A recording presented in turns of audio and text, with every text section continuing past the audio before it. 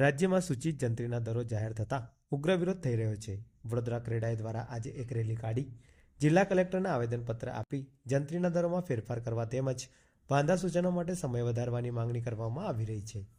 રાજ્યના વિકાસમાં બાંધકામ વ્યવસાય સૌથી વધુ પ્રદાન આપી રહેલું મહત્વનું સેક્ટર છે, જેની સાથે 280થી વધુ નાની મોટી ઇન્ડસ્ટ્રીઝ નભે છે અને શહેરી વિસ્તારમાં સૌથી વધુ રોજગારીની તકોનું સર્જન કરવાની સાથે નાગરિકોને પાયાની જરૂરિયાત પૈકી સૌથી અગત્યની મકાનની જરૂરિયાત પૂર્ણ કરે છે. આથી જ રિયલ એસ્ટેટ સેક્ટરને રાજ્ય તથા દેશના ગ્રોથ એન્જિન તરીકે ગણવામાં આવે છે.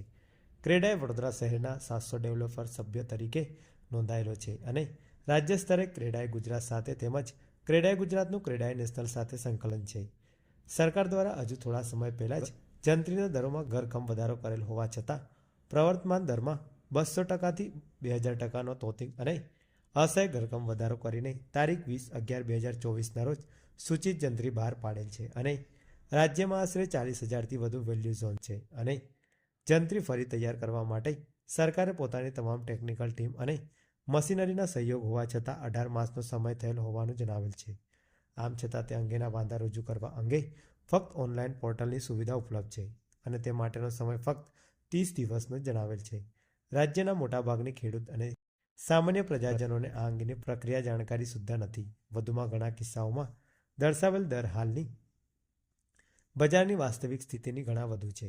આમ કોઈપણ જોતા આ જંત્રી સાયન્ટિફિક રીતે તૈયાર કરેલ હોવાનું જણાતું નથી અને તેના અમલથી સરવાળે ખેડૂત, મિલકત ખરીદનાર, સામાન્ય પ્રજાજનો અને વિકાસકર્તાઓ પર વધારાનું અતિશય આર્થિક ભારણ વધશે, જેનાથી રાજ્યના વિકાસની ગતિ અવરોધાશે.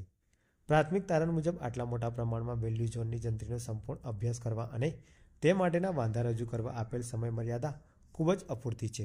તે પણ સામાન્ય પ્રજા અને ખેડૂતના હિતમાં જોતા કેટલો વ્યાજબી છે તે એક પ્રશ્ન છે.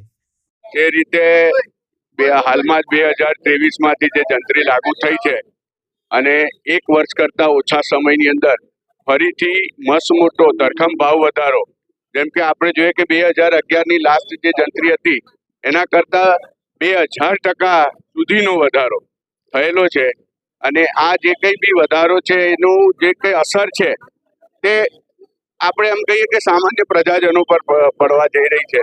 ત્યારે આટલો મોટો ધરખમ વધારો છે એ સરકારે તાત્કાલિક એને પરત ખેંચવો જોઈએ અને રિયાલિસ્ટિક જંત્રીની ફરી નવેસરથી ઝોન વાઇઝ વેલ્યુએશન કરી અને બહાર પાડવી જોઈએ. એનો વિરોધ નોંધાવવા માટે આજરોજ ક્રેડાઈ વડોદરા તથા તમામ અસરગ્રસ્ત ખેડૂતો અને અન્ય સંસ્થાઓ અમારી સાથે જોડાઈ છે અને કલેક્ટરશ્રીને આ બાબતે વિરોધ નોંધાવવા આવેદનપત્ર આપવાનું આવ્યું. ક્રેડાઈનું પ્રતિનિધિ મંડળ સાથે વાત કરવા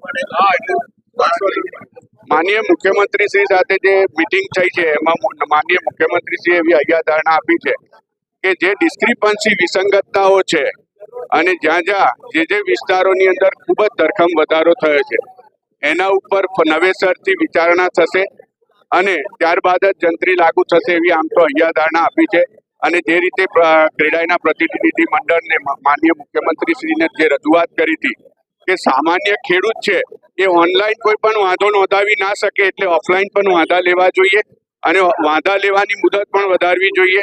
અને એ અમારી રજૂઆતને ધ્યાનમાં રાખીને ગત 2 દિવસ પહેલા જ ગુજરાત સરકાર દ્વારા માનનીય મુખ્યમંત્રીશ્રી દ્વારા 1 મહિનાનો સમય લંબાવવામાં પણ આવ્યો છે.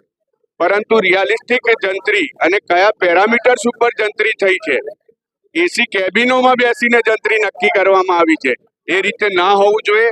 સાયન્ટિફિક રીતે વધુમાં વધુ જે દસ્તાવેજ અને ઓછામાં ઓછા વેલ્યુએશનના દસ્તાવેજો એ જ સાચી વેલ્યુએશન હોઈ શકે, એ રીતે જંત્રીની આકારણી થવી જોઈએ.